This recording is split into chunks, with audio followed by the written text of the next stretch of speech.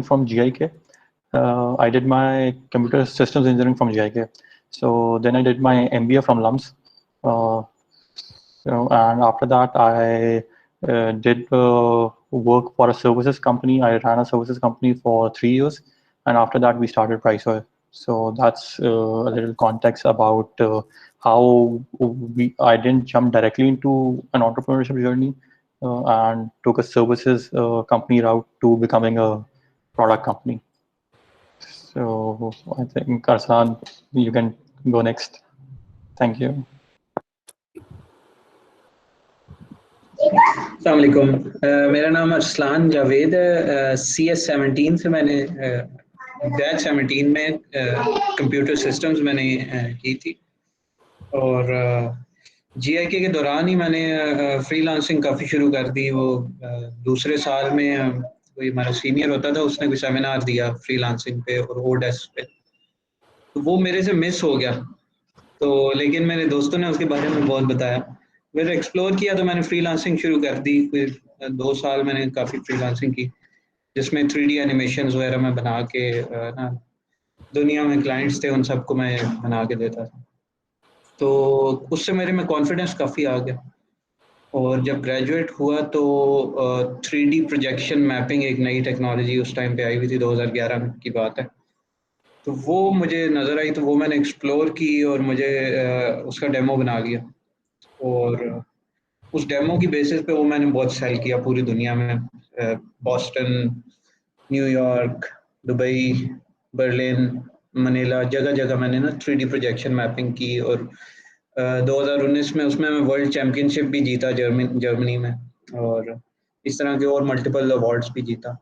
तो projection mapping से मैंने काफ़ी उसमें एनिकॉन के नाम से उसकी कंपनी बनाई ग्रेजुएट होते साथ, और काफ़ी अच्छा जर्नी था मेरी। बेसिकली वो आर्टिस्टिक एक्सप्रेशन टाइप पे एक तरह का है, और अच्छे पैसे भी उससे बन जाते।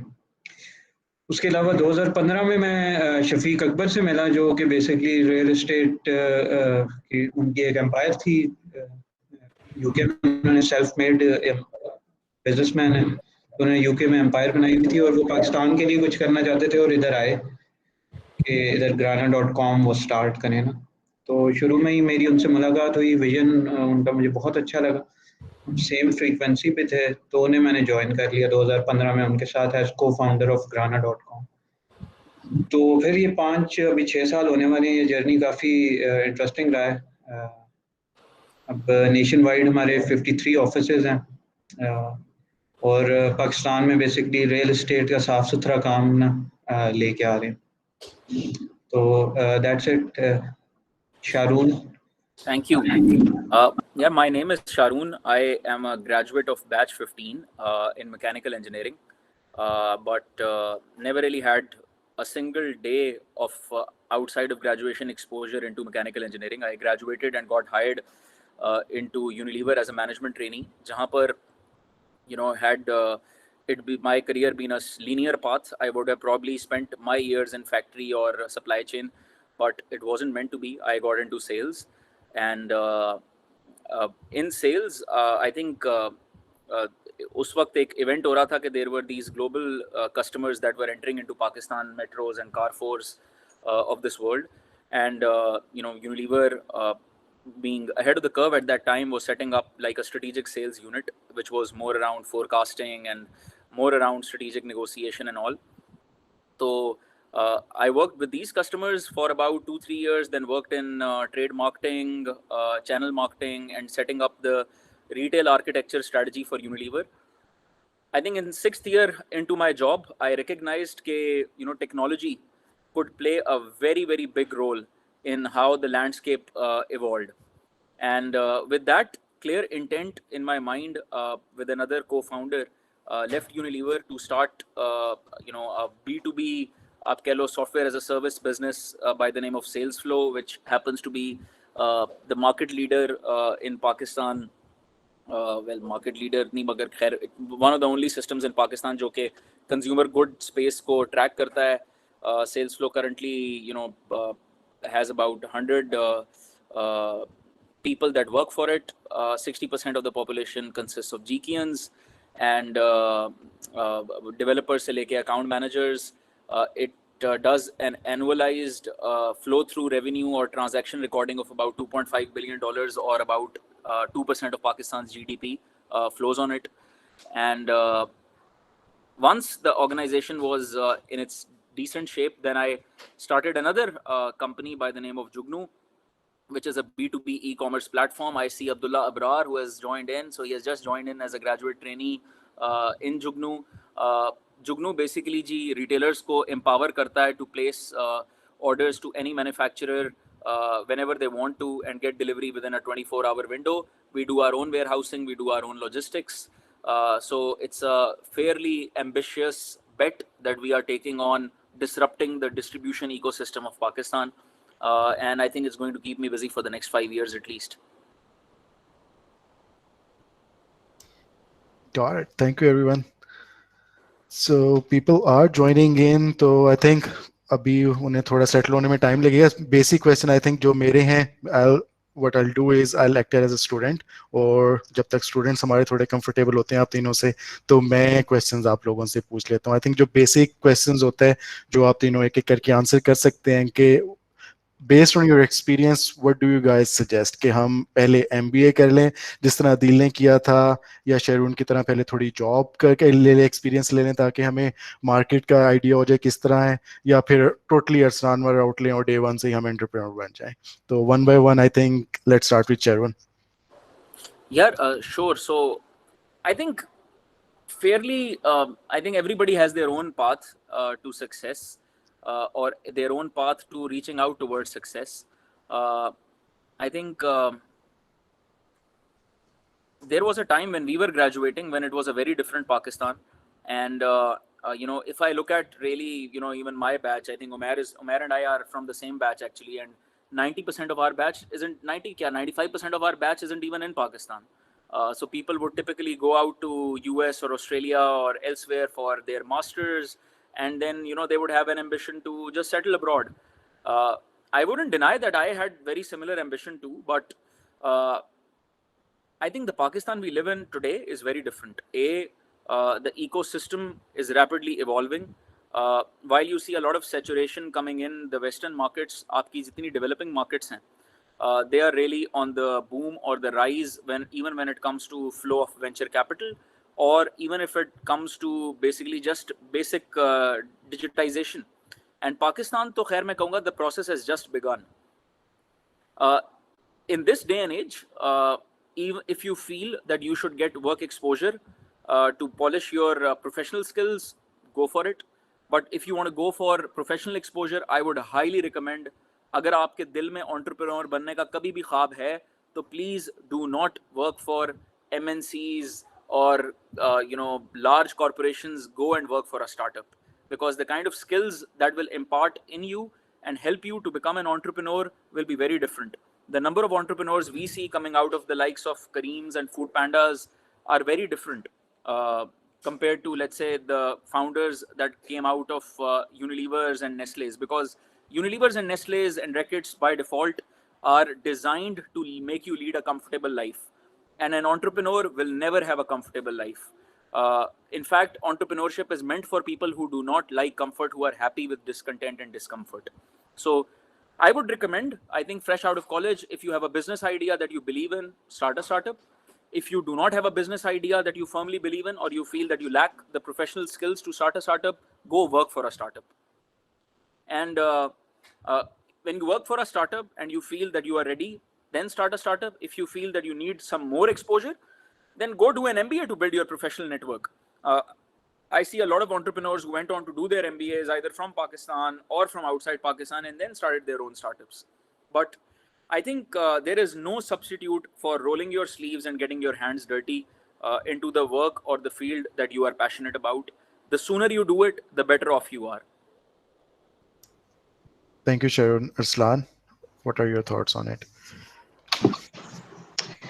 अच्छा, कि सीधा अपना कोई बिजनेस शुरू करना है या कोई पहले जॉब करनी चाहिए, या MBA करना चाहिए, या MBA? आई थिंक इसमें सबसे पहले आपको ना अपने आप पे फोकस करना चाहिए और कोई स्किल बिल्ड करना चाहिए. कोई भी एक ऐसी चीज आप ले लें जिस पे आप 10,000 घंटे लगाएं। जब 10,000 घंटे लगा लेते हैं तब आप उसमें ना एक लेवल पे पहुंच जाते हैं कि आपका ना काम और फिर काम और वो सारा खुद ही आता है। तो अभी आप लोग ऐसे टाइम पे जिधर ये 10,000 घंटे लगाना ना बड़ा इजी है। थोड़े ज़्यादा बड़े हो गए, आगे बच्चे सच्चे होंगे, बड़ा मुश्किल हो जाएगा किसी चीज़ को ना 10,000 घंटे डेडिकेट करना। तो मैं ये सजेस्ट करूँगा कोई भी एक ऐसी चीज़ आप पकड़ लें जिस पे आप लगाएं इस तरह 10,000। मैंने क्या किया, मुझे बचपन से शौक था ये 3D एनिमेशन और इस सब का ना। तो जब टॉय स्टोरी मैंने देखी थी तो मुझे बड़ा वो उससे मैं इम्प्रेस हुआ और ना मुझे शौक हुआ। मेरे भाई ने बता भी दिया ये कोई 3D मैक्स होता है और ये माया होता है। तब से मुझे एक फैसिनेशन हो गई। तो फिर एक टाइम ऐसा था मैं स्कूल से घर आता था तो मैं सीधा ये लगा लेता था माया, और ना पेरेंट्स भी परेशान हो रहे होते थे, पता नहीं क्या कर रहा है, लगा रहता है इस पे ना, पढ़ाई का क्या होगा। तो मेरे 10,000 घंटे मुझे इस तरह उसमें मिल गए तो इसलिए मैं बड़ी जल्दी उससे ना अर्न भी करना शुरू हो गया यूनिवर्सिटी में ही। काफी अच्छा मैं उससे अर्न कर सकता था। तो ये करें, कोई स्किल आप करें पैदा, उसके ऊपर फिर बिजनेस भी बन जाता है, पैसे भी आ जाते हैं, सब कुछ खुद ही हो जाता है। तो स्किल पे फोकस करें आप। ठीक है अदील। आई थिंक दोनों ने काफी बातें की हैं जो मैंने भी करनी थी but my take on this would be we need to differentiate between two aspects. Business is totally different than startups. See, a startup by definition means a product company. You can't be a service company and call yourself a startup. Hota hai, but like traditionally you will not call a services company a startup. तो जो product company होती है that requires a lot of investment both in terms of time and in terms of capital as well. ठीक है, तो अगर आपके पास ये दोनों चीजें हैं, टाइम भी है और कैपिटल भी है, यू आर फॉर्चुनेट इनफ, तो then only you can even think about doing a startup. या आपके पास नहीं है तो आपके किसी को फाउंडर के पास है या आपने कहीं से उसको सॉर्ट आउट किया हुआ है। But if you don't have these two things तो आप इसको then you need to take an alternate route कि आप प्रोफेशनल करियर में जाएं और कुछ करें। The way Arsalan started off his journey was very similar to my journey as well कि हमने सर्विसेज कंपनी से स्टार्टअप किया, सर्विसेज कंपनी से स्टार्ट किया, that was a business not a startup. We gained some experience out of it, we made money out of it, and then we invested that money into a product company. But services company भी मैंने भी इसी तरह ही start की थी कि university life से ही we used to do freelancing and we had very established profiles and a network of clients. So when we got out of university, so हमारे पास एक starting platform already था. So it was not like we were starting from day one और हम लोग बाहर निकले हैं and we don't have any source of income. क्योंकि जिस वक्त आप एक प्रिविलेज यूनिवर्सिटी से निकलते हो तो उसका थोड़ा सा डिसएडवांटेज ये होता है कि आप पे पेरेंट्स का भी और बाकी माशरे का भी जो है ना, एनवायरनमेंट का एक बहुत प्रेशर होता है। They want to see you earn, और अर्निंग इज अनफॉर्चुनेटली और fortunately directly proportional to your success. एक सक्सेस का हमारे माशरे में बड़ा मेजर करने का तरीका है। So you need to sort these things out first कि अगर आप डायरेक्ट जा रहे हो बिजनेस में, so business is different, but अगर आप डेफिनेटली स्टार्टअप में जा रहे हो, so you need skills, you need profile, you need capital, you need experience as well. So it's जब तक आपका ये सारी चीज़ों का कॉम्बिनेशन नहीं होगा as a team, so you can't it becomes very hard to run a startup, let alone be successful. ठीक है थैंक यू गाइस। अभी क्वेश्चंस आना शुरू हो गए लेकिन उससे पहले I think luckily we have Sheroon. So एक जो क्वेश्चन और या मिथ मैं कहूँगा जो कि स्टूडेंट्स में काफ़ी ज़्यादा होती है तो उसको भी एड्रेस कर लेते हैं कि बच्चों का अक्सर यही क्वेश्चन होता है कि एज पर देयर अंडरस्टैंडिंग स्टार्टअप सिर्फ CS वाले स्टार्ट कर सकते हैं क्योंकि वो टेक्नोलॉजी की बैकग्राउंड होता है। और लेट्स वही मैं कह रहा हूँ, लकीली वी हैव शेरून जिसका मैकेनिकल का बैकग्राउंड है तो वो काफ़ी हेल्पफुल हो जाएगा। लेकिन हाँ, एक जो मिथ जो हमें आंसर करनी चाहिए तीनों के पॉइंट ऑफ व्यू से, आप लोग एक्सपीरियंस या आपके सराउंडिंग में कोई ऐसे स्टार्टअप्स हैं जिनको आप जानते हो जो कि नॉन CS ग्रेजुएट्स ने स्टार्ट किए हैं, तो ये काफ़ी हेल्पफुल होगा। क्योंकि अक्सर अभी जो लास्ट 2-3 भी हमने सेशन लिए हैं उसमें मैंने काफ़ी स्टूडेंट्स को देखा है जो ES के हैं या इवन मैकेनिकल के भी थे, वो कोडिंग वाली साइड पे आ रहे थे। तो इंटरेस्ट ठीक है, चले इंटरेस्ट इज डिफरेंट, बट इस myth के अगर हम लोग आंसर कर दें तो that would be very helpful. So let's start with Adil this time. Okay so इसमें ये होता है कि स्टार्टअप में एक होता है कि you should be at least 2 to 3 founders को फाउंडर्स होने चाहिए. It becomes very difficult for a single founder to succeed and this is why we don't see any unicorns currently जो सिंगल फाउंडर ने स्टार्ट की होंगी, बट वो बहुत exceptions होती हैं. Generally it's a team work. तो टीम वर्क के अंदर सबसे इंपॉर्टेंट चीज when you are picking up your को फाउंडर इसके डाइवर्सिफिकेशन ऑफ स्किल्स होनी चाहिए regardless of the educational background. अगर 3 लोग सीएस के भी हैं तो ये है कि उनके स्किल्स डाइवर्सिफाई होने चाहिए. You need a person to look after business aspect, you need a person to look after engineering aspect, और इसी तरह बाकी एस्पेक्ट्स के लिए you need diversification. So generally academic background के साथ is a very good proxy academic background कि आपको वो डाइवर्सिफिकेशन मिलेगी. बट अगर आपको वो डाइवर्सिफिकेशन नहीं है तो फिर चीज़ मुश्किल हो जाती है. So regardless it's less about educational background, it's more about diversity और स्किल सेट्स उनके क्या हैं. So you can have like CS people who are very good in marketing, but at least एक आई वुड से एक को founder ऐसा होना चाहिए हु अंडरस्टैंड्स टेक्नोलॉजी. उसका बेशक बैकग्राउंड ना हो, बट उसकी if you are starting a technology company, so you need someone who you can rely on and who is good enough to lead the technology initiatives. You can't outsource it to your employees, you can't outsource it to your team. अगर आपने team को outsource करनी है तो in startup you can't outsource anything, so you need that core competencies in your team. So it's absolutely very difficult to start a technology company without having technology understanding. So या आप academic background हो या आपने उसको किया हो या any of your co-founders अगर किसी ने भी किया हो तो दैट इज गुड इनफ. और that is my take on that. ठीक है, थैंक यू अदील. शरून. यार सो मैं 100% अदील के साथ एग्री करता हूँ. Basically I do not think जितनी ये मुश्किल काम है ना एंटरप्रेन्योरशिप के, एक single founder company specially in a hostile market environment like Pakistan, a single founder can bear the pressure of running and managing a startup and scaling a startup. So in our case we were luckily two founders that started. Now we are about 4 founders. We added 2 more founders on our journey, and we looked for basically people as founders who brought in some unique skills to the table. In my case, I wasn't really the CTO founder, so to speak, but I had a lot of inclination, or let's say passion, for development of product, and my co-founder was the CTO. And as we went along, we added 2 more business oriented founders to the mix as well. So when it comes to your core product or tech, that's your USP more likely than not, and you cannot outsource your USP. So one of the founders has to have a tech background and or a tech affinity or tech expertise. In my case, I became a product person during the course of the startup as I gained more and more exposure. कोई भी entrepreneur, I think एक बड़ी जो common skill होती है ना, CS, non-CS doesn't matter. I think one of the biggest skills for a founder is the ability to roll your sleeves, get to the bottom of the swimming pool, touch the deck, and then come back up again. So zooming in and zooming out, your ability to do it day in, day out, that is the core skill that you need to have. कि अगर आपको किसी चीज की depth में जाना पड़े आप जा सकें, और आपको पता हो कि कब मैंने वापस आना है, और and I need to take a helicopter view to move forward.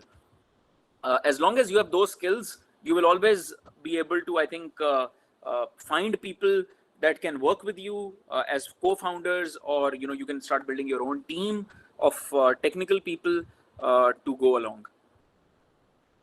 ठीक है, थैंक यू शरून. असलान. अच्छा, क्वेश्चन ये है कि एंटरप्रेन्योरशिप सिर्फ सीएस वालों के लिए, ये मिथ ही है जो जनरल मिथ है. ठीक है. इसमें ये है कि पहले एंटरप्रेन्योरशिप क्या है. Entrepreneurship is the activity of setting up business या बिजनेसेस और taking risk for high financial gains. ये एंटरप्रेन्योरशिप है. तो कोई भी कर सकता है, बस उसमें जान बड़ी लगानी पड़ती है और बहुत ड्राइव चाहिए, पैशन चाहिए. ज़रूरी नहीं आप पढ़े लिखे भी हो, कोई भी बंदा बिजनेस स्टार्ट कर सकता है, और ना उसे खून पसीना देना पड़ता है फिर उसे, और ना एटलीस्ट पहले 4-5 साल, और फिर वर्क लाइफ बैलेंस तो नहीं रहता, वर्क लाइफ हार्मनी आपको अचीव करनी पड़ती है और उसमें ना सब हर टाइम चल रहा होता है, आपका दिमाग कभी स्विच ऑफ नहीं हो सकता, आपके ना सैलरीज देनी है, सब कुछ आपने वो करना है, और हर टाइम ना आपका दिमाग चलता रहता है।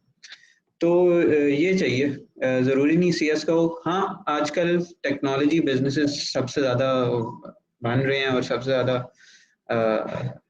मतलब बड़े भी हो रहे हैं, सब टॉप कंपनीज देख लें सबसे बड़ी, तो अच्छा है अगर आपके पास टेक स्किल्स हैं तो ये बड़ा आपको फ़ायदा दें।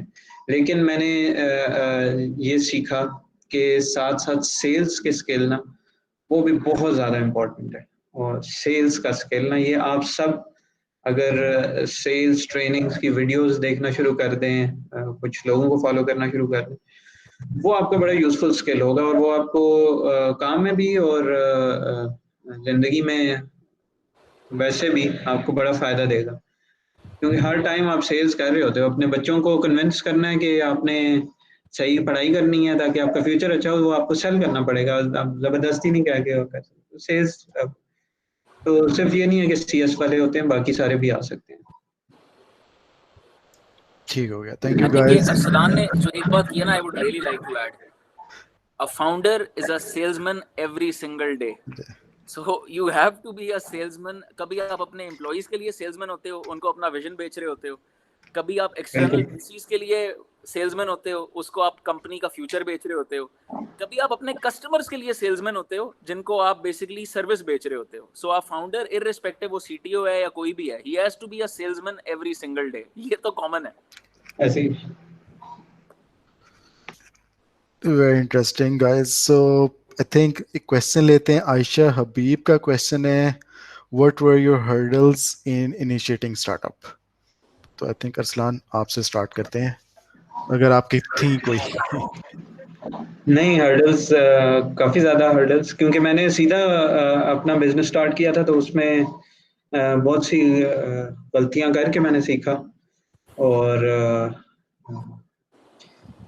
ज़्यादा बड़े हर्डल्स आई थिंक सबसे बड़ा चैलेंज जो होता है वो आपके पार्टनर्स सेलेक्ट करना। ये बिल्कुल जो पार्टनर सेलेक्ट करना ऐसे है जैसे शादी करना, और ना शुरू में हनीमून पीरियड होता है और उसके बाद फिर पता लगता है जब ना, तो बहुत ज़रूरी है कि आप जो पार्टनर सेलेक्ट करें वो आपके आपके विजन के साथ अलाइंड हों।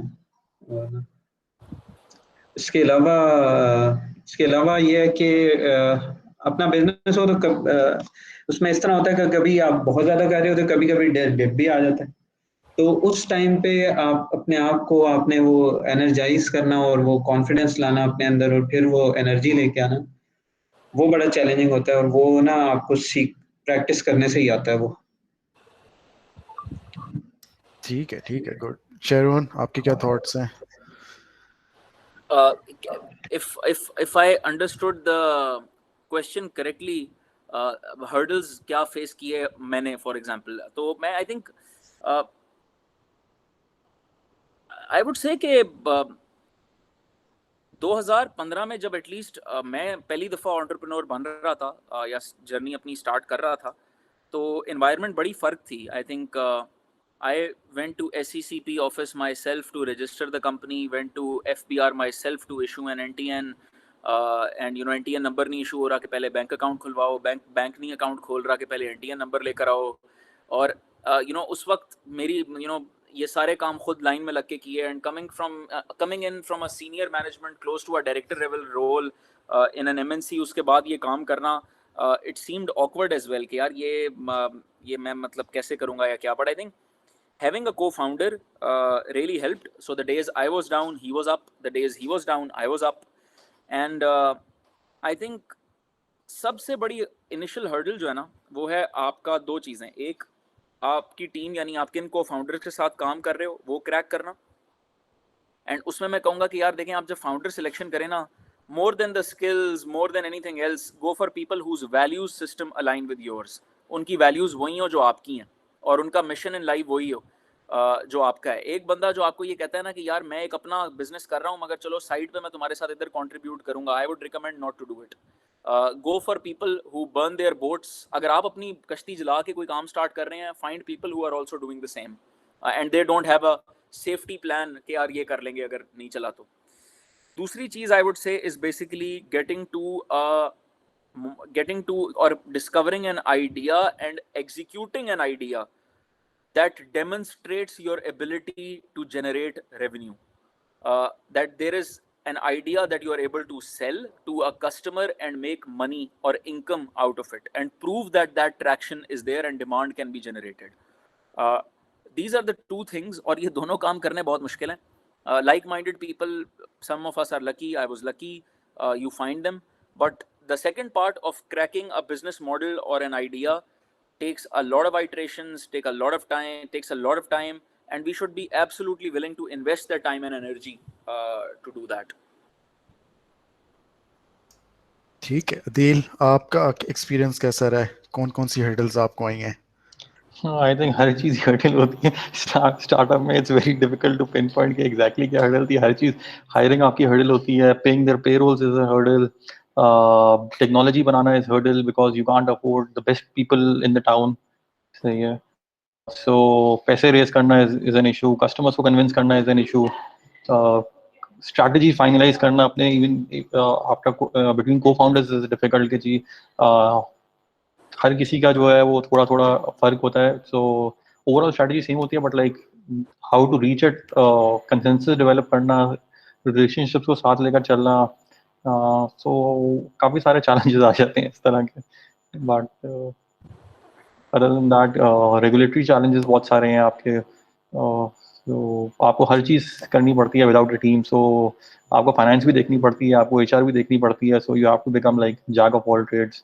सो उन चीज़ों में काफ़ी इशू है. So with limited resources you need to outperform people with much bigger teams and much more resources. So every day is a struggle. ठीक है ठीक है. तो अगेन ये नेक्स्ट क्वेश्चन शेरून के लिए था. आई थिंक ये मोर रिलेवेंट है अदील के लिए, क्योंकि आई थिंक अदील ने एमबीए किया हुआ है.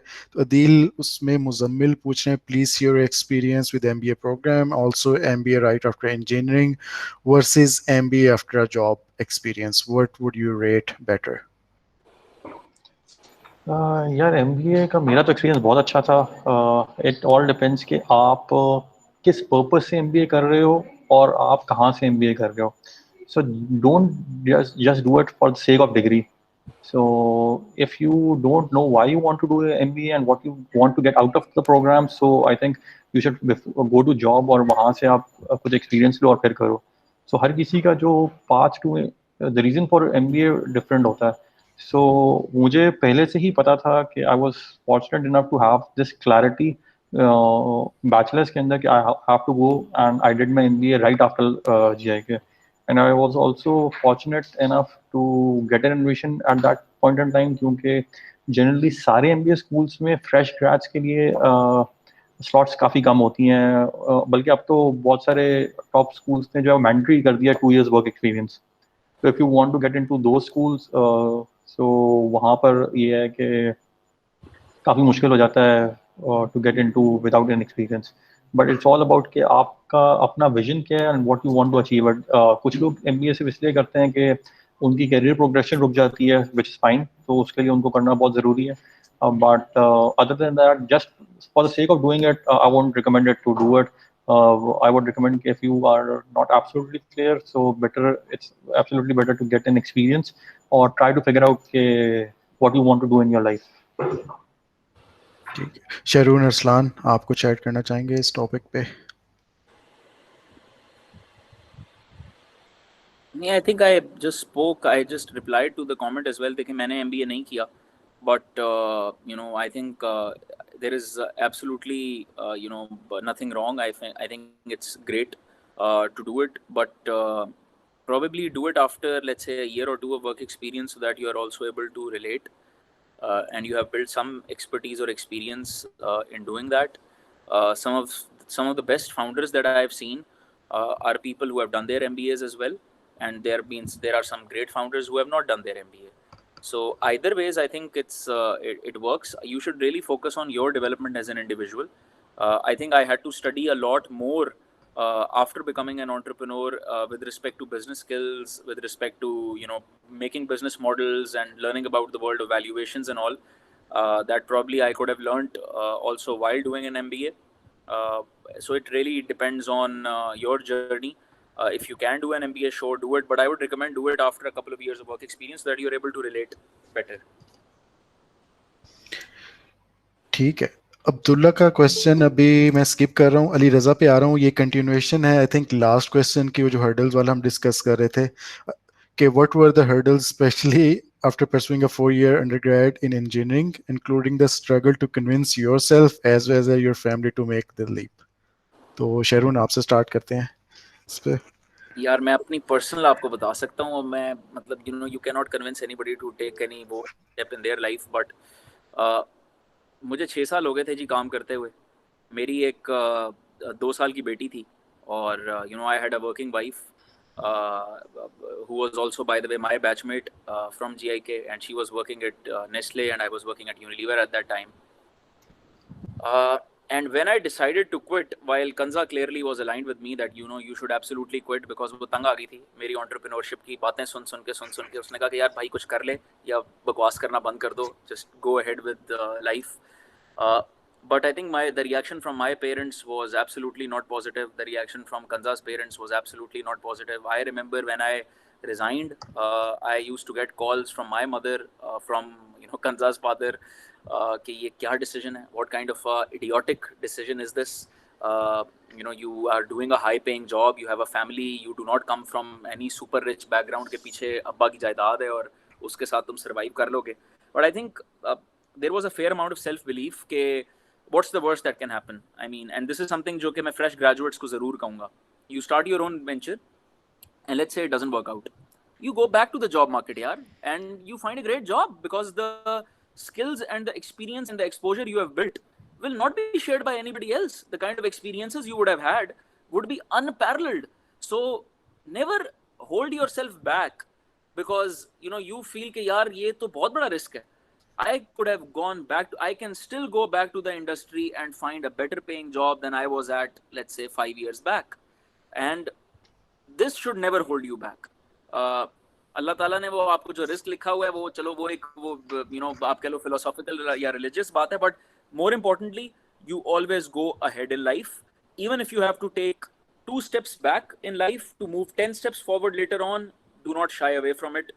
You always find jobs all your life. That's my at least belief. Thank you, Sharon. Adil, आपकी क्या thoughts हैं? आपने कैसे convince किया था parents और family को? Yeah, I have been very fortunate to have parents who have backed my journey. So मुझे अलहम्दुलिल्लाह इस तरह की कोई issues नहीं आए थे. My parents were very supportive. So उसमें ये नहीं था कि parents की तरफ से कुछ था. But especially when I was getting out of my MBA, so at that point in time during my last year मैंने पहले से एक चीज़ decide कर ली थी कि I don't want to go for a job and I want to start of something my own. So उसका मेरे ने जो अपने लिए personally तरीका निकाला था वो ये था कि I didn't went to any of the recruitment drives. कि उसमें मुझे अपने लिए फेयर था कि if I get a good and high paying position तो फिर आपके लिए थोड़ा ना करना मुश्किल हो जाता है. वो थोड़ी एक लालच आ जाती है कि यार यू डे 1 पे आपको जो है वो यू आर गेटिंग 6 फिगर्स पे चेक्स और एक रिलेटिवली कंफर्टेबल लाइफस्टाइल होता है. तो उसका मैंने पर्सनली हैक के निकाला था कि I didn't went to any of the job fairs and for any interview, so I didn't got any opportunity in that respect, so I had to do it. But generally parents की तरफ से कोई pressure नहीं था, but हाँ environment की तरफ से काफ़ी प्रेशर होता है कि कोई आपको कहे या ना कहे, बट आप पे खुद एक प्रेशर होता है कि यार यू नीड, अब आपने ग्रेजुएशन कर ली है, आपके पेरेंट्स ने इतना इन्वेस्ट किया है आपकी एजुकेशन के ऊपर, so now you have to start giving back to your family as well and start contributing to your family. So वो एक प्रेशर होता है और उसको वो हर बंदे का थोड़ा डिफरेंट होता है कि हाउ आपका सपोर्ट सिस्टम कैसा है. If you have that support system and you are lucky in that respect, तो that definitely helps a lot. ठीक है जी. अस्लान अच्छा, मैंने अपने आप को कैसे कन्विंस किया? और फैमिली को। इसमें ये है कि मुझे तो कन्विंस किया था मेरी बेसिकली मुझे श्लम्बर्जर ने कन्विंस किया था। जब मैंने उधर इंटर्नशिप की और पहले दिन मैं गया सुबह 8 बजे और बड़ी देर बाद मैंने घड़ी देखी तो 8:05 हुए थे। मैंने कहा ये मैं 9 to 5 वाला सीन तो मुश्किल ही कर सकूं और तो इसलिए मैं तो कन्विंस था पहले से ही ना कि मैं अपना ही कुछ करना है। तो फिर रिस्क भी काफ़ी होता है और ये आपको लेना पड़ता है और ना आपके दिमाग में सवालात आते हैं कि पैसे आते रहने चाहिए और ना रेगुलर इनकम होती रहे और अच्छी होती रहे, ज़्यादा भी होती रहे। तो उसमें ये है कि शारून ने बिल्कुल सही बात की कि रिस्क तो अल्लाह ने लिखा हुआ है पहले से ही ना और वो फिक्स्ड है और वो उतना ही आना है। और मेरा ये मानना है कि अगर आप नीयत साफ रखो और बस एफर्ट डालो ना, तो जो भी करोगे और जो भी आउटकम आएगा, वो अच्छा ही होगा, आपके लिए अच्छा होगा, पॉजिटिव होगा। और फैमिली को कन्विंस करने वाली बात, वो घर पे मैं सबसे छोटा था तो अच्छा साथ मैंने कोई दरवाजे बंद नहीं किए थे। मैंने ऐसे किया था कि मैं हर जगह पे अप्लाई भी साथ-साथ कर रहा था। जिस तरह अदीब ने सारे बंद कर दिए थे। मैंने ये किया कि अप्लाई भी मैं करता रहा कि देखें क्या सीन होता है। तो एंग्रो में मुझे मिल गई जॉब ना और अभी मंडे को मैंने रिपोर्ट करना था और लाहौर जाना था। वैसे मैं इधर इस्लामाबाद का रहने वाला हूँ। तो अम्मी-अब्बू इतने खुश नहीं थे कि ये लाहौर जा रहा है तो ना तो उन्होंने भी कहा बेटा ये छोड़ो तुम ये अपना काम ही करो। तो साथ ही मुझे प्रोजेक्ट मिला हुआ था दुबई में प्रोजेक्शन का पहला। तो फिर मैंने वो जॉब को ना कर दी और वो प्रोजेक्शन करने चला गया दुबई। Nice nice. अच्छा जी, नेक्स्ट क्वेश्चन अब्दुल्ला इब्रार का है। How do you actually know that venture you are trying to pursue would be good in future? What would be the key parameters to measure the growth? तो अरसलान आपसे ही start करते हैं। Sorry question किधर है? मैं फिर से एक दफा ये देख अब्दुल्ला इब्रार का है, अब्दुल्ला इब्रार 5:29 PM पे। Venture trying to pursue good in future. अच्छा पहली बात तो आपने की कि डू गुड इन फ्यूचर ना उसमें ये है कि कोई जो भी चीज़ आप बना रहे हो ना वो कोई बड़ा मसला हल कर रही हो, ये आप मेक श्योर करना कोई मसला हल हो रहा हो, ना कि आपने कोई इमेजिन किया हो मसला और उसको आप हल कर रहे हो। तो आपने मेक श्योर करना है कि अपने चैलेंज को प्रॉब्लम को वैलिडेट ज़रूर करना है। तो और पता लगाना है कि कितने की लोगों को ये मसला हल हो कर सकता हूँ मैं कि आपकी टोटल मार्केट कितनी है, मार्केट साइज़ कितना है। और फ्यूचर का अगर आपने प्रेडिक्ट करना है तो फ्यूचर का ये है कि टेक्नोलॉजी में ये थोड़ा आसान है। मूर्स लॉ आपको बताता है कि टेक्नोलॉजी एक्सपोनेंशियली बेहतर होती जाएगी। तो आप हर चीज़ को एक्सट्रैपोलेट करके सोच सकते हैं। जिस तरह हम जीके के टाइम पे हम सोच सकते थे कि ये इंटरनेट तेज़ होता जाएगा, वीडियो कॉल्स आती जाएँगी और हम इस तरह बैठे ना इतने ज़्यादा लोग वीडियो कॉल कर रहे होंगे जीके में। तो इसलिए फ्यूचर का इस तरह आपने देखना है। तो ये 2 चीज़ें आप अगर दिमाग में रखें तो आप अच्छा कुछ कर सकते हैं आगे। ठीक है, थैंक यू अरसलान। शरून आप So ji. so this is the question for basically ये अली रजा की तरफ से है? नहीं, अब्दुल्ला इब्रार, अब्दुल्ला इब्रार। अच्छा हाँ, so यार I think probably when you are trying to solve a problem that is big enough, you find the motivation to do it, and if you are really solving a problem, then you are also able to monetize it in some way or the other. And I think if I was to look at the parameters of growth, I would say it's genuine customer demand. If you are really solving a problem, there will be enough people in the world who would come to you to get their problem solved. And I think if that's the case, then then clearly you're headed in the right direction. You should really focus on solving a particular problem. ठीक है, Adeel. I personally feel कि you can only decide कि आज आपकी problem क्या है and you can start off with if you are passionate about it. Future में वो क्या होगा you can hope for it, but nobody knows कि वो फ्यूचर कैसा होगा. टेक्नोलॉजी चेंज होती रहती है, एनवायरनमेंट चेंज होता रहता है. और अपॉर्चुनिटीज़ जो आज आपको बहुत अच्छी लग रही हैं वो कल बहुत स्टूपिड भी लग सकती हैं, और कल वो आज आपका बहुत डम आइडिया कल बहुत अच्छा भी हो सकता है। सो लक का और अल्लाह मियाँ का बहुत बड़ा हाथ होता है सारी चीज़ के अंदर, but then there are again scientific ways to do it and try to make sense out of it. उसमें जनरली होता है कि आपने ये देखना होता है कि कुछ साइकिल्स आते हैं जिस तरह से चीज़ें एक्सपोनेंशियली फिर ग्रो होती हैं। टेक्नोलॉजी के साइकिल्स, अगर आप टेक्नोलॉजी में हैं तो टेक्नोलॉजी में कभी बड़ा जब शिफ्ट आता है तो उस वक्त ग्रोथ बहुत सारी होती है। फॉर एग्जांपल जब पीसीज आए थे तो एक उस वक्त ग्रोथ आई थी, फिर .com आया तो उस वक्त एक बहुत बड़ी ग्रोथ हुई। सिमिलरली जिस वक्त स्मार्टफोन्स आए तो उस टाइम बहुत बड़ी ग्रोथ हुई। सो इस तरह की साइकिल्स आते रहते हैं। फॉर एग्जांपल अगर फ्यूचर में ऑगमेंटेड रियलिटी आएगी तो फिर एक नई टोटल चैनल और एवेन्यूज खुल जाएंगे कि आप उसमें ग्रोथ कर सकते हैं और बहुत बड़ी चीज़ बना सकते हैं। But in generally what I have seen is के most of the ideas that people are pursuing वो जनरली दुनिया में किसी ना किसी ने किए हुए होते हैं। बहुत ही ब्रांड न्यू आइडिया और रेडिकल आइडिया बहुत कम होते हैं। सो इट्स प्राइमरली अबाउट आपकी इन्वायरमेंट, आपके स्किल्स और आपकी एग्जीक्यूशन कैसी है।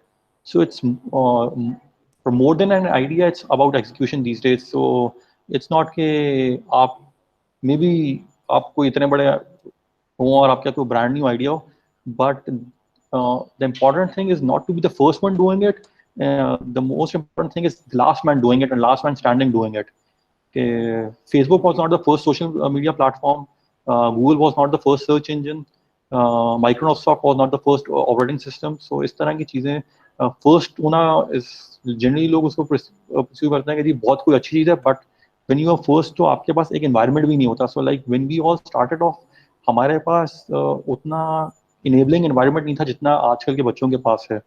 सो आजकल फंडिंग बहुत आसान है। आजकल when we started off we didn't even have NICs and it was difficult to even have an office to sit in.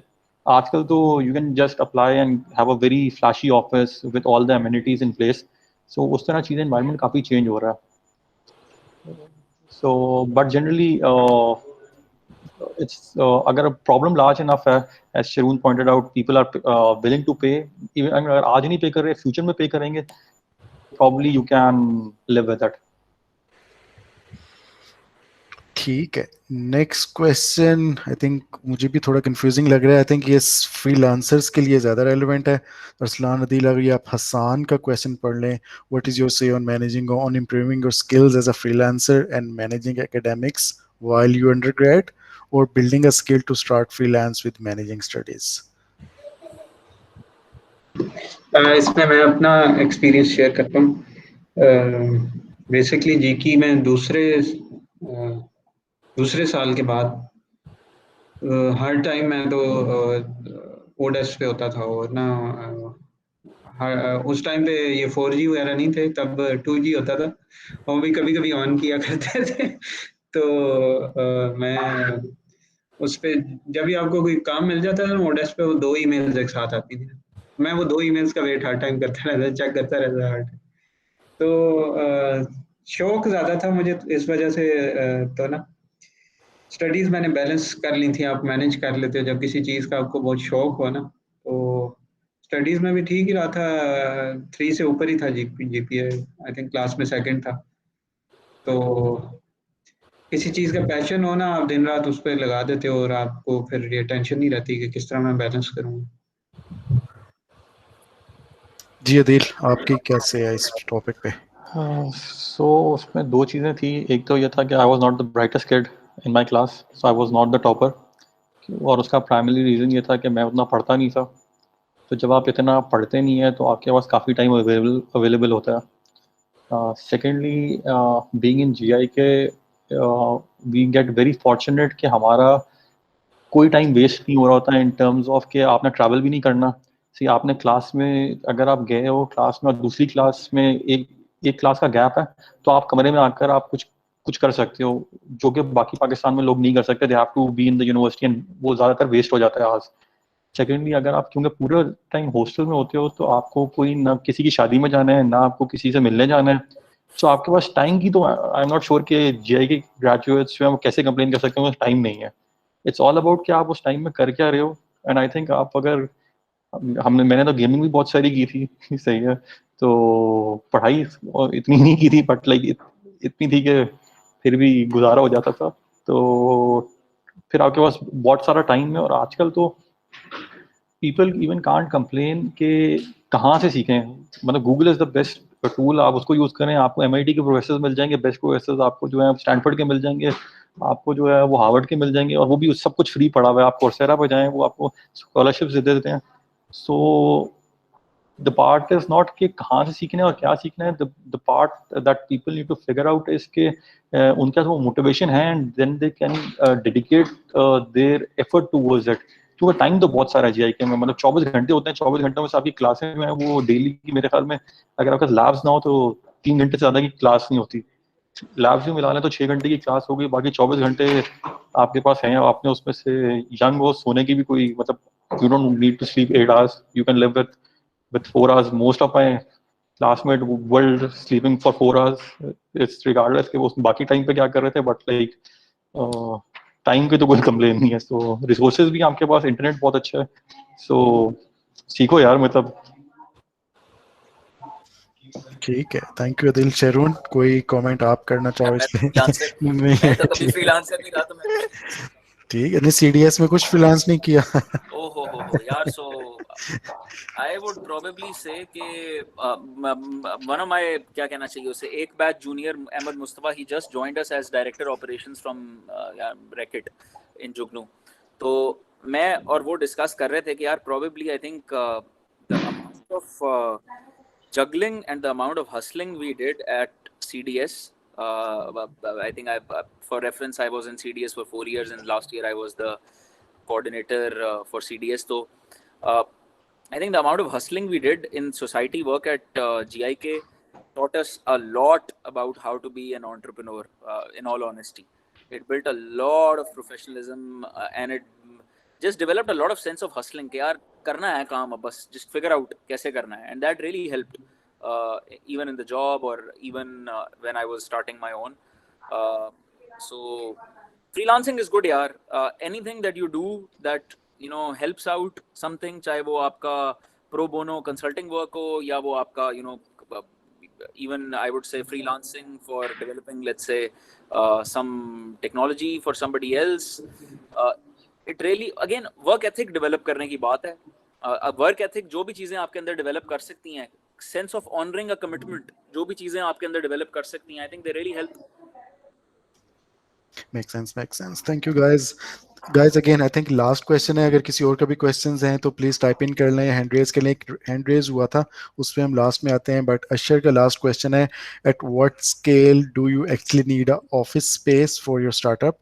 Tell us about office space options in Pakistan apart from incubation centers. शेरून, आपसे ही start करते हैं. So I think मैं बड़ा clear था कि यार शायद घर में मैं अगर काम करूंगा तो पता नहीं वो उतना सेंस ऑफ प्रोफेशनलिज्म नहीं आए. I wanted to get up early, I wanted to go to an office space where I do work. तो मैं और मेरा co-founder, when we left our jobs, we literally rented like एक दुकान, so to speak, in one of the most कहना चाहिए उसे dilapidated areas of Karachi Defence in Badr Commercial. And we used to go there. I used to mop the floor one day, एक दिन वो mop floor करता था, and we used to start work at 8:30 or 9. I think having an office space, I would say, is crucial to me, at least from day one. And when you're hiring employees, then obviously you want to have some decent space to go to, and because nobody would want to work in out of homes of people, and some people are also okay to work for out of homes of people, but eventually sooner or later आपको office space में move होना होता है. अब तो खैर दुनिया बहुत change हो गई है. अब तो आपको co-working spaces आ गई हैं where you can pay as you go and expand. जुगनू की for example इस वक्त पूरी team of about 50 people is stationed at Daftar Khan, which is a co-working space here in Lahore. I moved about 50% of the team from Karachi on a one-way ticket to Lahore, and I didn't want to get into the hassle of getting my own space to rent and setting it up, and उसके मैं utility bills monitor करूँ और उसमें मैं चाय कितनी आ रही है और कहाँ से आ रही है, ये सब चीज़ें I feel these are just waste of time. I would rather go into a co-working space where I pay per seat, and get to business of doing work. Sharoon, I think second question है options क्या क्या हैं अगर पाकिस्तान में अगर आपने बहुत सारे हैं, बहुत बहुत सारे हैं. I mean there is incubation centers भी हैं, then there is दफ्तर ख्वान, then there is Hive, then there is Co-Labs और पता नहीं क्या क्या है, where you can find in fact I would say co-working spaces in itself is a beautiful business to do. And अगर आप from day one profitable sort of a business है ये, तो बहुत options हैं इसमें, कोई इतना मसला नहीं है. If you want to start work, if you want to get a seat to work on, वो मिल जाती है आपको. ठीक है, thank you Sharoon. Adeel, your turn. I think Sharoon ने सारा कुछ कवर कर दिया, और जो कुछ बचा भी है तो यू कैन प्रॉब्ली गूगल कर लो यार, जो करीब होगी वो आपको जगह मिल जाएगी. मतलब there is no rocket science in it. ठीक है, अरसलान, आपके क्या थॉट्स हैं कि किस स्केल पे जाके आपको ऑफिस स्पेस चाहिए होती है? इसमें डिपेंड करता है आपका बिजनेस किस तरह का है, किस तरह के लोग उसमें काम कर रहे हैं, किस टाइप का काम है, इन सारी चीज़ों पे डिपेंड करता है ऑफिस की ज़रूरत है भी कि नहीं है. काफ़ी जिस दुनिया में कंपनीज तो अब ऑफिस के बगैर ही चल रही हैं. और डिपेंड करता है, अगर आप पब्लिक डीलिंग वगैरह है तो ऑफिस किस तरह का होगा, अगर सिर्फ आपकी टेक टीम है तो ऑफिस किस तरह का होगा, इन्वेस्टमेंट कितनी है, काफ़ी ज़्यादा चीज़ों पे. हमारा जो था, हम पहले तो चाय खाना में बैठते थे, स्मोकिंग रूम में, उधर काफ़ी दिन गुजारते थे. और फिर थोड़ा काम ज़्यादा हुआ तो हमने ऑफिस, हमें पहला मिला नस्ट के अंदर, ये इंक्यूबेशन सेंटर था कोई. और फिर ग्राना में हमने जीटी रोड पे पहला ऑफिस बनाया, और फिर अब माशाल्लाह 53 ऑफिसेज हैं नेशन वाइड. तो ऑप्शंस अब, हाँ, जैसे सबने कहा, काफ़ी तरह के हो गए. ये को वर्किंग स्पेसेस वगैरह काफ़ी अच्छी अब यूज़ कर सकते हो. और वैसे तो कोई भी जगह मिल जाए और ना आपको कर लेना चाहिए काम. इतना है, इस बारे में शुरू में टेंशन नहीं लेनी चाहिए. ठीक है, थैंक यू गाइस. इब्राहिम का क्वेश्चन है next. What do you think it's better to collaborate with a company than to start fresh and on your own, because when you collaborate with other companies it give you a head start? What do you guys suggest? तो अरसलान, आपसे ही start करते हैं. Mute पे है Arsalan, you are mute. Sorry. अच्छा, इब्राहिम जो कह रहे हैं कोलैबोरेट विद अ कंपनी, मतलब है जॉब करना उधर, जॉब या मे बी वो बिजनेस कोई इस तरह का कि रादर देन जॉब में मुझे जो समझ आया कोई बिजनेस, लेट्स से कोई सर्विसेज टाइप का कुछ इस तरह का लग रहा है मुझे. हाँ, वेंडर वगैरह जो होते हैं जो कंपनीज के साथ लग जाते हैं और उन्हें डिफरेंट चीज़ें देते हैं, वो भी एक अच्छा तरीका है. आपको काफ़ी डीलिंग ना आ जाती है और कंपनी के इन्स एंड आउट्स समझ जाते हो आप. अगर तो इसका मतलब है किसी जगह पे जॉब करना, तो आई थिंक ये किसी जगह पे जॉब करना ऐसे ही है कि किसी के पैसों पे आप ना कोई चीज़ सीख रहे हो, तो उधर जितना ज़्यादा सीख सकते हो और सीख लो, और फिर आप देख लो अपना जो भी आपने करना. ठीक है, moving on to Sharoon. Sharoon, what are your thoughts? Can you repeat the question? Sorry, I couldn't hear properly. Ibrahim का है, do you think it's better to collaborate with a company than to start fresh on your own, because when you collaborate with other companies it give you a head start? What do you suggest? यार, sorry, Ibrahim ने just add कि not a job but start a new operation with an existing company, तो collaboration type चाह रहे हैं किसी. अच्छा, I think usually companies जो होती है ना, या तो वो आपको कोई सर्विस आउटसोर्स करती हैं, या फिर वो कोई जॉब एडवर्टाइज करती हैं और किसी जॉब के लिए हायर करती हैं. तो अगर कोई कंपनी आपको कोई सर्विस आउटसोर्स कर रही है और आपसे वो करवाना चाह रही है, तो यूजुअली आप जो है वो इन अ वे कोई एंटरप्रेन्योर ही बन रहे हैं. अब it can be a services company, और it you can have a product company to answer it as well.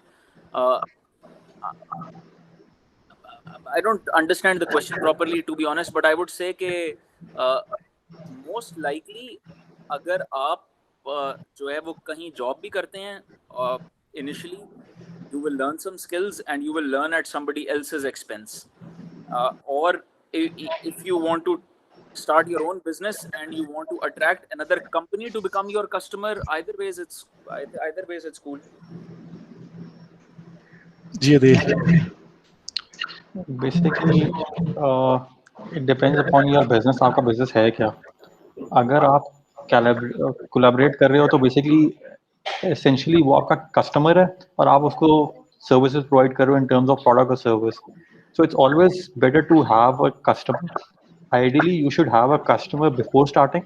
That's an ideal world. कि आपका कस्टमर पहले हो और फिर आप उसमें एंटरप्रेन्योरशिप जर्नी में जाओ. But that happens very seldom. But customer होना तो यार कस्टमर इज किंग. So चाहे वो कंपनी है या वो कोई प्रोडक्ट है या इंडिविजुअल कस्टमर्स हैं, तो that depends upon your business कि आप B2B कंपनी हो या B2C कंपनी हो. But having a customer is always helpful. ठीक है, thank you guys. I think next question जो मैं एक्सपेक्ट कर रहा था सबसे पहले होगा वो फाइनली आ गया. आयशा का क्वेश्चन है, how do get your startup funded. तो शर्मुन आपसे स्टार्ट करते हैं. यार आई थिंक देखें, अब तो पाकिस्तान जिस तरह से चेंज हो गया और वेंचर कैपिटल का जितना फ्री फ्लो हो रहा है यहाँ पर, अगर आपके पास if you genuinely have a business problem that you have a solution to, and you can demonstrate that you can solve that problem with very limited funds, I would say do not raise any money. Try to demonstrate that you can solve that problem yourself and then raise money. It will give you a lot of confidence. It will give your potential investor a lot of confidence as well कि यार ये problem बहुत ही छोटे scale पे कोई solve कर सकता है या solvable है.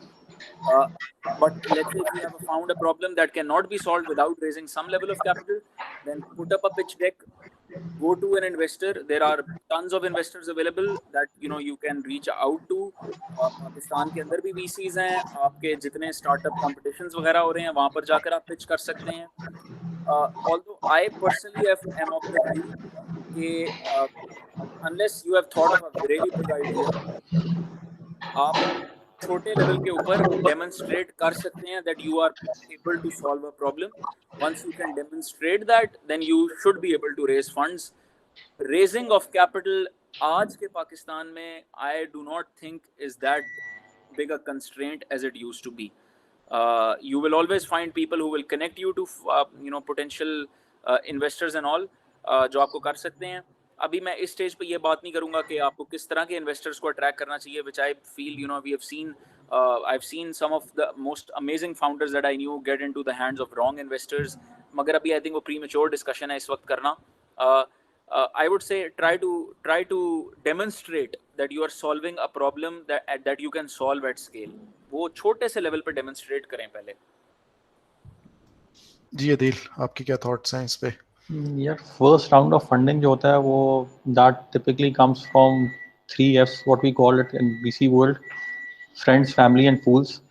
तो आपको जो भी पैसे मिलेंगे कोई VC आपको पैसे नहीं देगा. So be very clear about it unless you have some way to prove that you are validated for that money. आपको कोई पैसे क्यों दे? ठीक है, आपके पास अगर आइडिया सबके पास है, so don't come up go to any VC and say कि मेरे पास कोई बहुत ही रॉकेट साइंस आइडिया है. आपका आइडिया 10 लोगों के पास और होगा, सही है, probably in their bedrooms doing it. So the key is कि VC आपको पैसे तब देगा जब आपने या कोई प्रोटोटाइप बनाया हुआ होगा, आपने बेसिकली डेमोन्स्ट्रेट किया हुआ होगा कि मैं ये चीज़ एग्जीक्यूट कर सकता हूँ through a prototype, through having customers, or through your previous experience in a related startup or a field. आपका होगा. अगर आप फ्रेश आउट ऑफ कॉलेज, कोई पैसे आपको नहीं देगा, सही है, कोई VC आपको पैसे नहीं देगा, कोई आपकी बात भी नहीं सुनेगा, बिकॉज कि आपने it's just like I like to give an example of when you are trying to get married. अगर आप कोई if you are a boy and looking for a girl, तो कोई आपको अपनी बेटी नहीं देगा. You have to prove worthy of that, सही है, यू हैव टू प्रूव कि आप जो है वो उसको अच्छा लाइफस्टाइल दे सकते हो, आपका इखलाक अच्छा है, and all those things come in, आप अच्छी सोसाइटी से बिलोंग करते हो. Similar is in the VC world as well कि आपका पिछला एक्सपीरियंस किस चीज़ का है, आपने चीज़ें प्रूव करनी होती है. इट्स नॉट कि आपके अंदर एबिलिटी है या नहीं है, आप उसको द थिंग इज कि आप उसको डेमोन्स्ट्रेट कर सकते हो या नहीं कर सकते. आपके पास कोई सर्टिफिकेशन है उस चीज़ की, आपके पास रेलेवेंट एक्सपीरियंस है, आपने उसको या तो करके दिखाया हो. सबसे अच्छा होता है कि आपने करके दिखाया हो. जैसे शिरून ने बोला कि आप उसको छोटा सा करके दिखाएं, डेमो बनाएं, 1-2 कस्टमर्स लेकर आ जाएं. So that really helps in convincing VCs कि जी you are the right horse to bet on. Good enough to be a horse और रेस में भागने के लिए there are multiple horses, VC have to identify कि which is the best horse to bet on. So you have to demonstrate that ability. और उसमें जिस तरह अरसलान ने शुरू में कहा था कि सेल्समैन वाले जो स्किल्स होते हैं वो बड़े इंपॉर्टेंट है. So you have to convince them कि जी आपके अंदर वो स्किल्स हैं and you are the best person to do that, pursue that and execute a business idea. ठीक है, thank you Adeel. Arsalan.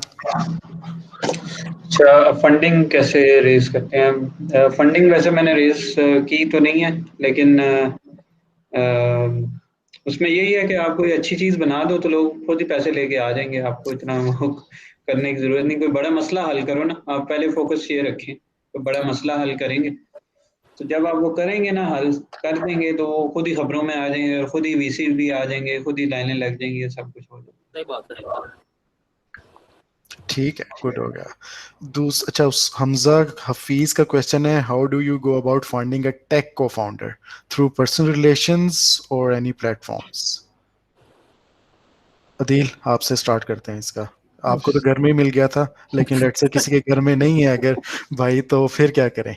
So I think क्योंकि अब दुनिया काफ़ी इवॉल्व हो गई है, so then again if I take my analogy of a relationship, so it's अब जिस तरह शादियाँ भी जो हैं वो प्लेटफॉर्म्स के थ्रू हो जाती हैं, shaadi.com and stuff like that.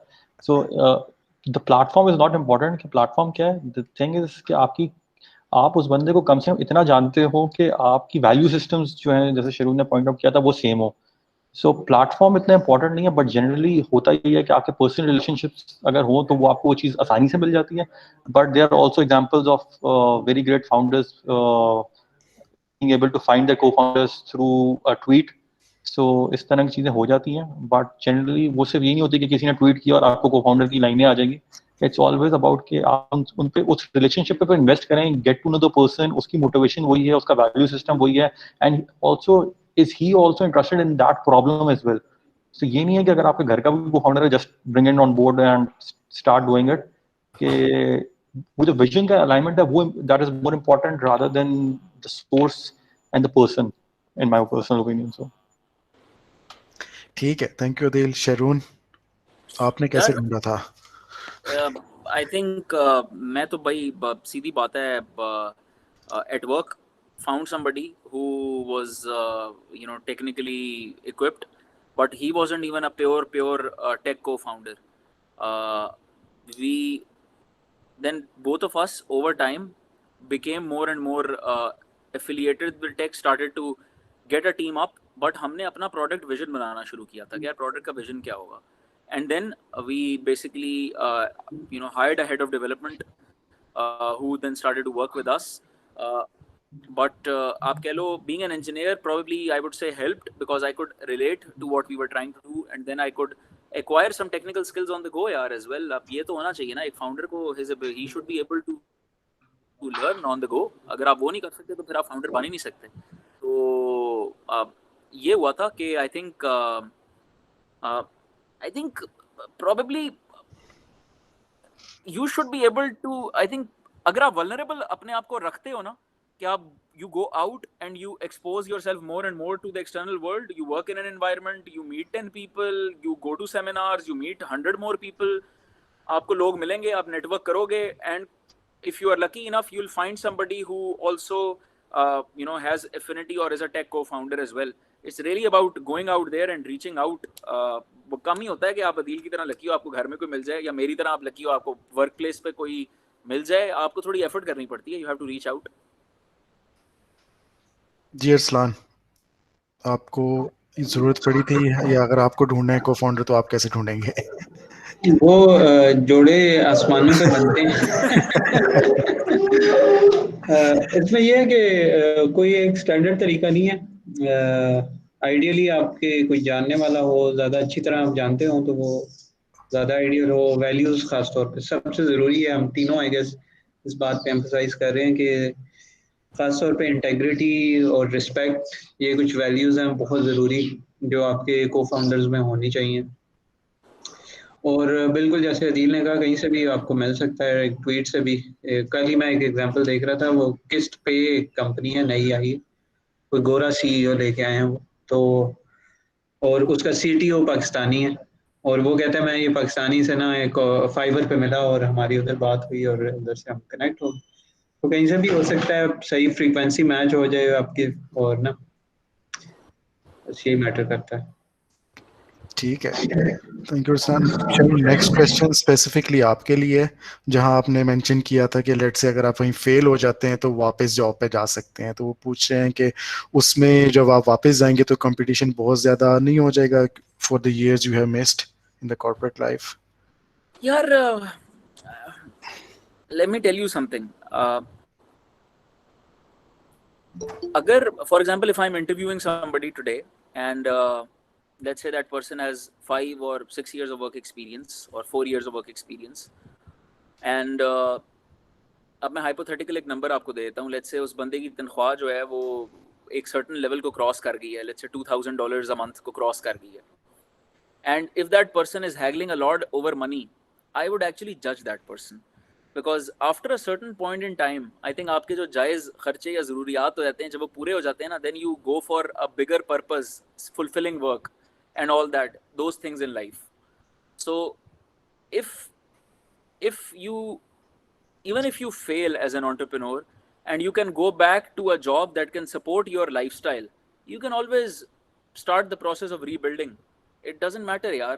I've seen people take massive pay cuts in their life and rebuild wonderful careers and go on to do great things. As long as you are willing to work hard and put your energy and focus behind it, and obviously if you have some assistance from the Almighty, I think you can go a lot forward in life. तो इसमें मुझे कोई इतना वो नहीं लगता मसला कि मैं आपको एग्जांपल देता हूँ. हमारी पाकिस्तान का कंस्ट्रक्ट ऐसा है कि there are more people and there are few opportunities, इसलिए आपको लगता है कि यार बहुत ज़्यादा कंपटीशन है मेरा. लेट्स से श्लम्बर्जर का जिक्र किया था अरसलान ने. अगर आपको श्लम्बर्जर में नौकरी चाहिए ना, तो शायद आपको बहुत ज़्यादा कंपटीशन के थ्रू गुजरना पड़ता है. But I have seen people who do not go to Schlumberger directly, but in the long term have great careers even better than people who were employed at Schlumberger by taking an alternate zigzag path. Arsalan ka zigzag path hai, mera zigzag path hai, Adil ka zigzag path hai. So you should never be worried about your ability to earn money. You will be able to earn money, you will be able to do something meaningful sooner or later. Taking a plunge or a risk is the core trait of being an entrepreneur. और अगर वो trait ही आप में missing है, तो फिर मेरा ख्याल है कि ये लाइन ही नहीं है दोस्त आपके लिए. You should be willing to take risks. Well said. Thank you, Sharon. I think last question for the day is from Muzammil Salim. वो पूछना चाह रहे हैं, would like to hear the panel's view on Amazon FBA, which has been picking a lot of hype in Pakistan. तो मैं थोड़ा सा, मुझे जो इसका आइडिया, आई थिंक वो शिपमेंट वगैरह सीन होता है कि आप अपना कोई भी प्रोडक्ट सेल कर रहे होते हैं डायरेक्टली अमेजोन पे ना. I think Muzammil, if you are online, if you can elaborate, अगर आप, या अरसलान, शरून, आप लोगों को आइडिया है इसका अमेजोन FBA का, तो आप एक्सप्लेन कर सकते हैं कि what are your thoughts. I have no idea, yaar, to be honest. I have absolutely no idea. मुझे जहाँ तक मेरा नॉलेज है ना, वो आई थिंक आपकी कोई प्रोडक्ट होती है, लेट्स से सॉक्स बना रहे हैं, इवन बटन बना रहे हैं ना, तो rather than selling to your local market, वो अब आई थिंक इस तरह के मैकेनिज्म आ गए हैं कि आप अमेजोन से कोलैबोरेट करके आप अमेजोन पे अपना अकाउंट बना लेते हैं और वो चीज़ आप अमेजोन के वेयर हाउस पे भेज देते हो. अच्छा जी मुजम्मिल, बताओ इफ यू कैन स्पीक. अस्सलाम वालेकुम. अच्छा यार, इस तरह है कि अभी जो एग्जिस्टिंग पाकिस्तान की एक्सपोर्ट पॉलिसीज हैं, उसमें बहुत सारे आपके पास बैरियर्स हैं. पाकिस्तानी प्रोडक्ट्स इस टाइम पे आप एक्सपोर्ट इतनी आसानी से नहीं कर सकते. उसमें गवर्नमेंट की कुछ पॉलिसीज हैं, वो FATF की वजह से जो आपको रोकती हैं. तो अभी ये लोग क्या कर रहे हैं पाकिस्तान में, जो मतलब इनका जो बेसिक स्ट्रक्चर ये है कि वो कहते हैं कि आप जो है ना इधर से पैसे बाहर भेजें अपना अकाउंट, और एक अपनी कंपनी, ट्रेडिंग कंपनी किसी और कंट्री में खोलें, मलेशिया में या फिर आप UK वगैरह में, तो उसके नाम से आप ट्रेड करें. इस तरह करें कि आप अली एक्सप्रेस या अलीबाबा से, अली एक्सप्रेस तो खैर रिटेल है, अलीबाबा होलसेल है, तो आप अलीबाबा से अपना प्रोडक्ट कस्टमाइज करवाएं और उसको आप वहाँ से अमेजोन पे डायरेक्टली आप शिप कर दें. उनका FBA ही होता है ना कि अपने वेयर हाउसेज वगैरह होते हैं फुलफिल्ड बाय अमेजोन, जो शिपमेंट्स होती हैं, तो आप वहाँ से उनको कर दें और आपका अकाउंट अमेजोन पे भी हो और वहाँ से आपके प्रोडक्ट सेल होना शुरू हो जाए. और वो आपका एक साइकिल बन जाता है और आपकी वो इनकम डॉलर्स में शुरू हो जाती है। मतलब आप कुछ बना नहीं रहे, लेकिन आप एक किस्म के ट्रेडर बन जाते हैं कि आप चाइना से चीज़ लेके और आप यूएस मार्केट में बेच रहे हैं। Acha, Muzammil, if I'll try to answer this for you. Basically, I was also part of National E-commerce Council, from where this FBA, the whole thing originated. जो प्राइमरीली पाकिस्तान में हाइप है वो इस वजह से आजकल है क्योंकि previously until last month what used to happen was कि पाकिस्तान अमेज़न की लिस्ट में नहीं था, फुलफिल्ड बाय अमेज़न की लिस्ट के अंदर. So Pakistani sellers were not able to were not allowed to ship products from Pakistan to their warehouses. So because of the government's effort, वो Amazon ने पाकिस्तान को भी लिस्ट आउट कर लिया है. And what Pakistan post is doing is के मुल्तान में जो है वो एक अपना जो उनका पोस्ट ऑफिस है उसको वो लोग यूज़ कर रहे हैं as a collection point.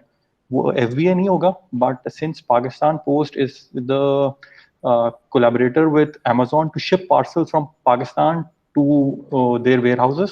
So वो उसको as a pickup point use करेंगे and you can ship products from Pakistan and sell that to different countries where Amazon is operating. So her country का अलग warehouse होता है और एक country में भी multiple warehouses होते हैं. So from there you can basically ship products जो पाकिस्तान में competitively available हैं, or you can make your own store online.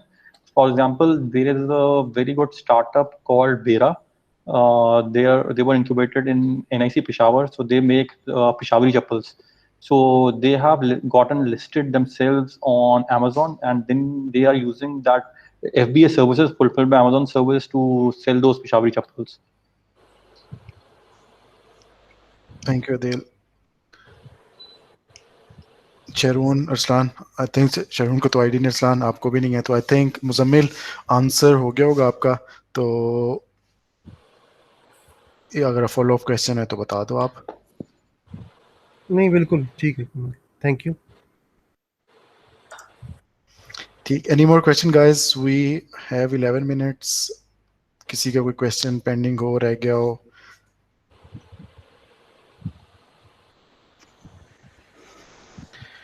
ठीक है, I think we can end early then, but again या बिफोर वी एंड, सारे तीनों पैनलिस्ट को मैं आई थिंक एंडिंग नोट आप लोग कोई देना चाहें, कोई लास्ट एडवाइस स्टूडेंट्स को जो आप शेयर करना चाहें अपने एक्सपीरियंसेस से, तो कोई मैसेज देना चाहें आप करंट स्टूडेंट्स को, जैक को, तो या one by one. Last time alphabetically गए थे, तो इस रिवर्स ऑर्डर में जाते हैं, तो विल स्टार्ट विद शेरून. अच्छा यार, I think probably when I अपनी लाइफ को आप थोड़ा रीवैल्यूएट करते हो, या जब आप जो थोड़ा बहुत एक्सपोजर या एक्सपीरियंस मेरा रहा, I happen to do a HBX which is a Harvard Business School online का कुछ courses to polish up my skills and all. And एक they ask you a question which you will also see अगर those of you who would have visited Harvard Business School का web page and all, के they ask you a question के what do you plan to do with your one wild life. I think it's a question that they prompt everybody with, and it makes you reflect. And I think मैं at least this is something that I felt last year before I started Jugnu, and it's really about what kind of an impact do you want to create in the world. Sooner or later, I think when you are young graduates now, you don't think about it, but as you go on, as you age, you start really reflecting on your own life and what kind of legacy that you want to create. And when you really think about creating a legacy, you think about making a difference in the world. For some people, the amount of money you have in your wallet and in your bank account is the problem. But we must all solve the problems we see. And I will emphasize the see. For some people, like I mentioned, their low bank balance will be a problem. For some people, a lot of people dying of hunger will be a problem. For some people, healthcare will be a problem. We must all solve the problems we see. And that's a thought that I have tried to live with at least for the last 2 years. And I think that's all I would want to say. Find out problems that you are passionate to solve, that you want to see solved in your lifetime. and work on them. Thank you, Sharon. Really inspiring. Arslan, moving on to you. Final words में मैं ये advice दूंगा सबको कि जैसी भी situation में हो, अगर आप ना अल्हम्दुलिल्लाह कहना सीख लेना कि all praise belongs to Allah, तो अल्लाह ऐसे करते हैं कि आपको ना काफ़ी देते हैं, आपको मिलता है। और तो ये एक चीज़ मैंने सीखी है और मैं ये हमेशा अप्लाई करता हूँ। और कोई भी मुझे सक्सेस मिलता है तो तब भी अल्हम्दुलिल्लाह, और कोई मुश्किल आती है तो तब भी अल्हम्दुलिल्लाह। तो ये एक तरीका है कि ना आप हमेशा उसके अलावा हमारी अगर मीटिंग हो कल प्राइम मिनिस्टर इमरान खान के साथ, तो हम तो उसकी बड़ी तैयारी करेंगे और ना बड़ा वो एंड टाइम पे हम पहुंच जाएंगे। तो रोज़ हमें 5 दफ़ा अल्लाह ने कहा है कि मेरे से मीटिंग कर लो और मुझे अपने मसले बता दो। तो ये करें तो ज़िंदगी में बड़ा फ़ायदा होगा। बेसिकली मेडिटेशन है और आप अपने मसले सारे रेफर कर देते हो अल्लाह को। तो ये मैं एडवाइस दूंगा सबको। ठीक है, thank you Arsalan, thank you. Last not least, Adeel भाई। जब आप एंटरप्रेन्योर होते हो तो अल्लाह मैया से ऑटोमेटिकली थोड़ा करीब हो जाते हो because you need to put someone blames on कि यार ये अल्लाह की मर्जी थी। कोई रास्ता ही नहीं है, इतने चैलेंजेस आते हैं ना, तो Exactly. ये एक रास्ता है। So I think वो तो गिवन है कि वो तो इसीलिए सारे यू सी के या थोड़ी फिलॉसफी हो जाती है, फिलोसफर बन जाते हैं थोड़े से। But other than that my advice would be कि यार आप लोगों के पास बहुत टाइम है, ठीक है, इसको यूज़ करो। अगर आपके पास 6 महीने भी रह गए हैं, ठीक है, अब तो एटलीस्ट साल तो होगा किसी ग्रेजुएट होने में, साल काफ़ी टाइम होता है, उसमें स्किल्स एक्वायर करो because skills will take you, your degree won't take you anywhere. ठीक है, दुनिया बहुत चेंज हो चुकी हुई है, डिग्री से आपको सिर्फ फुट इन द डोर मिल जाएगा, आपको इंट्रोडक्शन मिल जाएंगे, उसके अलावा आपको स्किल्स आगे लेकर जाएंगे। तो साथ साथ डिग्री के आप अपने स्किल्स एक्वायर करो, चाहे आपने एंटरप्रेन्योरशिप करनी है या जॉब करनी है। सो टारगेट करो कि आपने ग्रेजुएशन के बाद क्या करना है और उसकी तैयारी अभी से शुरू करो। And if you can do like